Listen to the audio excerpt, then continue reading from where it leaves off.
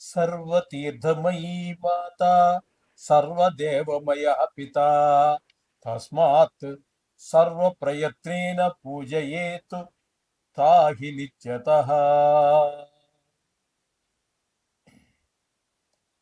మాతృదేవో భవ పితృదేవో భవ. ఇప్పుడు మనము సెప్టెంబర్ నెల 2026 సంవత్సరంలో మాస ఫలితాలు ద్వాదశ రాశుల వారికి ఎలా ఉన్నాయో తెలుసుకునే ప్రయత్నం చేద్దాము. ముందుగా ఈ శ్రావణ మాసం ఈ సెప్టెంబర్ మాసంలో వచ్చేటటువంటి ముఖ్యమైన పండుగల గురించి మనం ప్రస్తావిస్తూ ఉన్నాము. ఇప్పుడు కూడా వాటి గురించి ఏ ఏ పండుగలు రాబోతున్నాయి అనేది తెలుసుకుందాము. వాటి యొక్క ప్రాముఖ్యత తరువాత ఎపిసోడ్లో మనం ఆధ్యాత్మిక విషయాల్లో మనం చెప్పుకోవడం జరుగుతుంది. తప్పకుండా చెప్పుకుందాము. ఎందుకంటే పండగ చేసుకుంటున్నాము, ఏదో అల్లుడు పిలుస్తున్నాము, ఇట్లా చేస్తున్నాము, కరెక్టే. అసలు ఆ పండగ ఏంటి, దాని ప్రాముఖ్యత ఏంటి అనేటట్టు తెలుసుకోవాల్సిన ఆవశ్యకత ఒక హిందువుగా.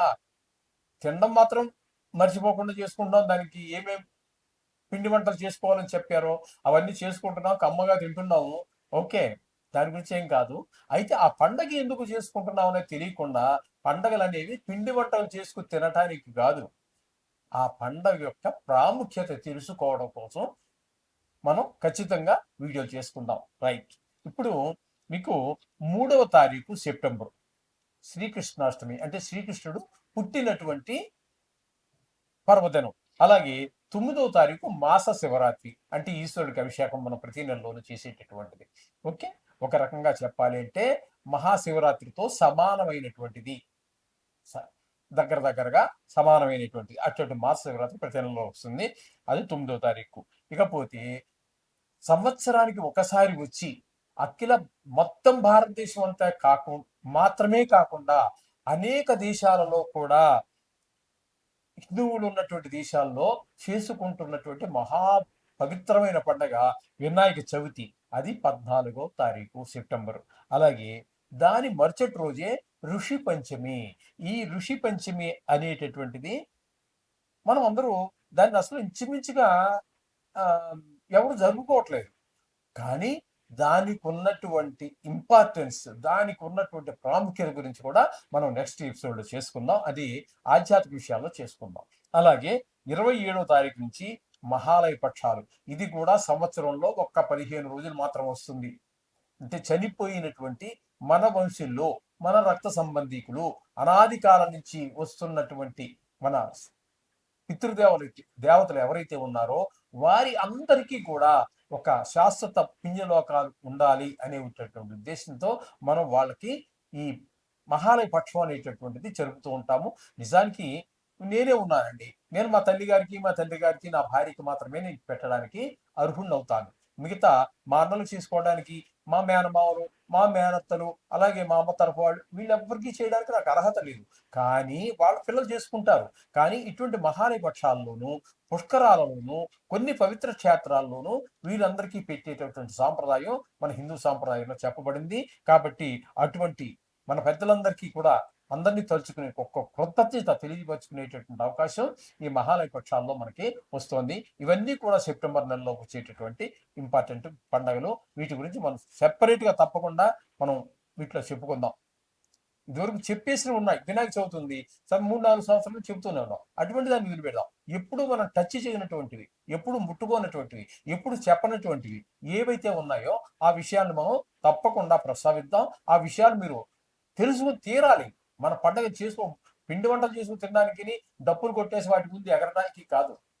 పండగ దేనికి వచ్చింది, దాని ప్రాముఖ్యత ఏంటనేది తెలుసుకోవాల్సిన బాధ్యత ప్రతి హిందూ మీద ఉంది. ఓకే, ధనువు రాశి వారికి సెప్టెంబర్ నెల 2026 సంవత్సరం మాస ఫలితాలు స్వశాస్త్రీయ పద్ధతిలో తెలుసుకునే ప్రయత్నం చేద్దాము.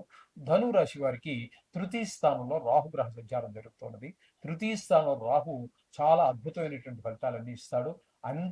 తెలిసిన వారు కానివ్వండి, తెలియని వారు కానివ్వండి, అనేక రకాల కొన్ని సందర్భాల్లో మనం ముక్కు మొహం తెలియని వారు కూడా మనస వాచాకరణ ఏ రకమైనటువంటి మీకు సహాయం కావాలో ఆ సహాయం మనకి అందుతుంది. అది ఏదో మన ప్రజ్ఞ అనుకోవాల్సిన పని లేదు. ఆ తృతీయ స్థానంలో ఉన్నటువంటి ఆ రాహుగ్రహ ప్రభావం వల్ల అది మనకి ఏర్పడుతూ ఉంటుంది. అది గమనించండి.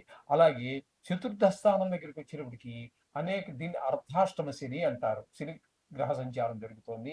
ఇది అనేక రకాల ఇబ్బందులు ఏర్పడుతూ ఉంటాయి.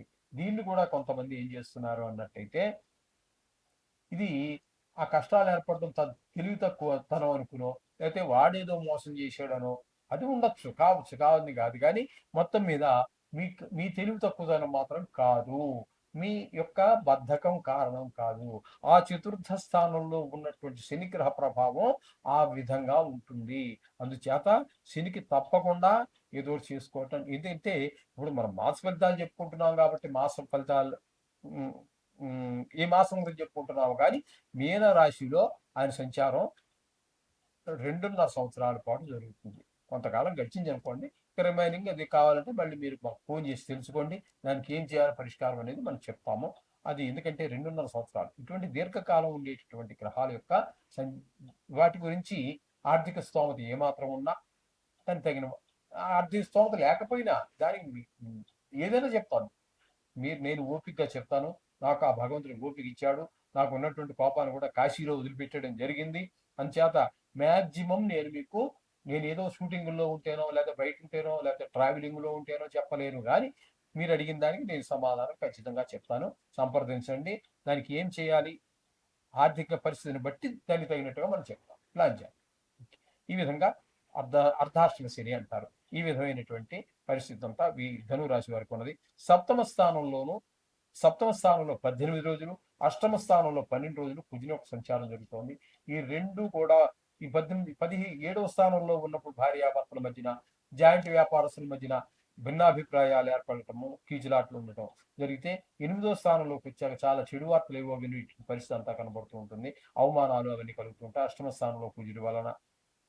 అలాగే అష్టమ స్థానంలో గురువు ఉండటం వల్ల కూడా ఏ విధమైనటువంటి ప్రయోజనం లేకపోగా ఇక్కడ కూడా చెడు వార్తలు వినటము, పెద్ద దుఃఖం కలగటం, అవమానాలు, పరాభవాలు ఇవన్నీ జరిగేటువంటి అవకాశం గురువు వల్ల కూడా కనబడుతుంది.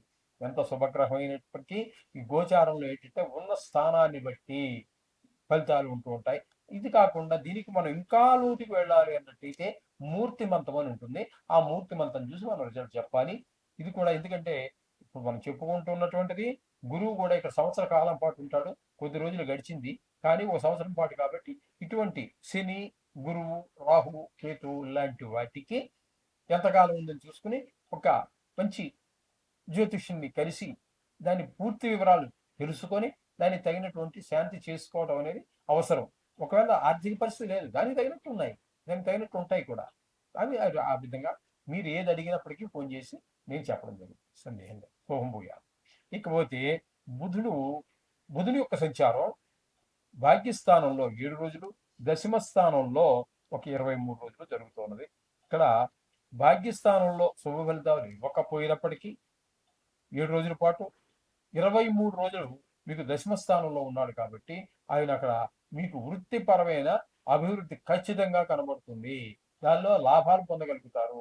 ఒకవేళ మీరు గవర్నమెంట్ ఉద్యోగం అయితే ప్రత్యేకించి లాభం అంటూ రాదు, ఏ ప్రమోషన్ రావటం, లేకపోతే మీ బాస్ మిమ్మల్ని వచ్చుకున్నారు, చాలా బాగా చేసావయ్యా అనొచ్చు, మీ సుత్తి మీకంటే పై అధికారి, చాలా ఎంత తృప్తి ఉంటుంది.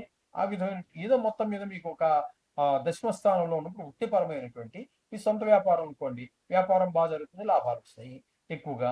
అలాగే చేత ఈ ఏదో ఒక బెనిఫిట్ ఖచ్చితంగా చూపించి తీరుతాడు బుధుడు దశమ స్థానంలో ఉన్నప్పుడు. అలాగే రవి యొక్క సంచారం తీసుకున్నట్టయితే రవి యొక్క సంచారం 9వ స్థానంలో 17 రోజుల పాటు, 8వ దశమ స్థానంలో అంటే భాగ్యస్థానంలో 17 రోజులు, దశమ స్థానంలో మిగతా 13 రోజులు సంచారం చేస్తున్నారు. భాగ్యస్థానంలో ఉన్నప్పుడు రవి ఏ విధమైన శుభ ఫలితములు ఇవ్వరు. తండ్రి గారు ఆరోగ్య విషయంలో కొంచెం ఇబ్బంది పడేటటువంటి పరిస్థితి ఉంటుంది. ఇక దశమ స్థానంలోకి వచ్చాక ఖచ్చితంగా ఈయన కూడా బుధుడిలాగే వృత్తిపరమైనటువంటి అభివృద్ధిని తప్పకుండా మీకు ఇస్తాడు. కొంతమంది ఉద్యోగార్థులు ఉంటారు, అది చదువు పూర్తయ్యో, లేకపోతే ఉద్యోగాన్ని పోగొట్టుకునో, లేకపోతే ఆ కంపెనీ ఎత్తేసో, రకరకాల కారణాలు, ఏ కారణం చేత అయితే ఏమి, ఒక నిరుద్యోగంగా బతుకుతున్నాడు, ఏదైనా ఉద్యోగం దొరికితే బాగుందని రాత్రి పగలు ఆలోచిస్తూ ఉన్నాడు, తిండి తినకుండా ఆలోచిస్తూ ఉన్నాడు, నిద్రపోకుండా తిరుగుతూ ఉన్నాడు. మొత్తం మీద అటువంటి వారికి ఇక్కడ బుధుడు రవి దశమ స్థానంలో ఉండటం ద్వారా ఈయన ఉద్యోగ కారకుడు. ఈయన ఎవరు? బుధుడు. ఆయన రవి కూడా మరి ఉద్యోగానికి ఆయన కూడా ప్రధాన పాత్రే. కాబట్టి వీళ్ళిద్దరూ ఇక్కడ బుధాదిత్య యోగం పొందున్నారు. ఆ యోగాలు ఏమి ఉండవు ఇక్కడ. కానీ ఇద్దరు ఉన్న కారణంగా వీళ్ళకి ఏదో వాళ్ళ చదువుకు తగినట్టుది, వాళ్ళకి తెలిసిన పనికి తగినటువంటిది ఉద్యోగం తప్పకుండా లభిస్తుంది ఈ ధనురాశి వారికి. అందులో దశమ స్థానంలో ఉన్న కారణంగా ఈ రవి బుధల వల్ల మీకు ఖచ్చితంగా ఏదో తగిన ఉద్యోగం లభిస్తుంది. అలాగే శుక్రుడు కూడా రెండు రోజుల పాటు ఉన్నారు. తర్వాత ఏకాదశంలో 20 అంటే లాభస్థానంలో 28 రోజులు ఉన్నారు. ఈయనకి డబ్బు అంటే కళలను ఆధారంగా చేసుకుని జీవించేటటువంటి వారికి వారు ఆశించిన దానికన్నా ఎక్కువ లాభాలు, ఆర్థిక పరిస్థితి చాలా మెరుగుపడేటటువంటి అవకాశం అంతా కూడా మీకు గోచరిస్తూ ఉన్నది. అదే కళలను ఆధారంగా చేసిన టీవీ పరిశ్రమలో ఉన్న వారికి, అలాగే షేర్ మార్కెట్లో పెట్టుబడి పెట్టేవారికి, టీవీ రంగంలో ఉన్న వారికి, కళారంగంలో ఉన్నటువంటి ఏ రంగమైనా కావచ్చు, కళలు అనేక 64 కళలు ఉన్నాయి. అందులో ఏదో ఒక లలిత లలిత లలిత కళలకు సంబంధించి వేరే, మామూలు కళలు వేరే, ఏదో ఒక కళని తీసుకొని చిత్రలేఖనం ఒక కళ, ఇలాంటి కళలు, శిల్పం, ఇట్లాంటివి, డ్రామాలు, పల్లెటూరులో అనేక రకాలైనటువంటి జానపద కళారూపాలు ఉంటాయి. వాటిని ఆధారంగా చేసుకొని జీవనం చేసే వారికి వీళ్ళందరికీ కూడా శుక్ర భగవానుడు చాలా అత్యుత్తమైనటువంటి ఫలితాలను ఇవ్వబోతున్నారు. అంచేత మీరు షేర్ మార్కెట్లో కూడా పెట్టడానికి మంచి అవకాశం ధనురాశి వారికి. ఇది ఒకటి గమనించండి. అంటే మొత్తంగా ఇప్పుడు ఒక్కొక్క గ్రహాన్ని గురించి చెప్పుకున్నాం కదా. ఇప్పుడు మొత్తంగా మనం చెప్పుకోవాలి అన్నట్టయితే రాహు నెలంతా మీకు పూర్తి శుభుడు. అలాగే శుక్రుడు పూర్తిగా మీకు పూర్తి శుభుడు. అలాగే బుధుడు కూడా సుమారుగా 23 రోజులు అంటే తక్కువేం కాదు, 30 రోజుల్లో ఆయన కూడా ఇంచుమించుగా 3 గ్రహాలు పూర్తిగా అనుకుందాము.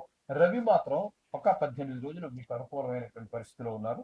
కాబట్టి ఈ విధమైన ఫలితాలను, ఈ విధమైనటువంటి పరిస్థితి ఇక్కడ గోచరిస్తోంది. కాబట్టి వీళ్ళకి బాగుందని చెప్పచ్చు, అందులో సందేహం ఏం లేదు.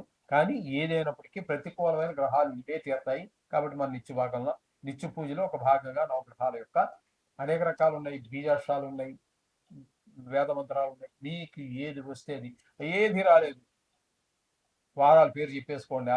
ఆదిత్యాయ, సోమాయ, మంగళాయ, బుధాయ, పుష్ప, శనిభ్యచ్చ, రాహవే, కేతవే అనేది మీకు వస్తే చెప్పండి. అది కూడా ఛాయాగ్రహాలు కాదు.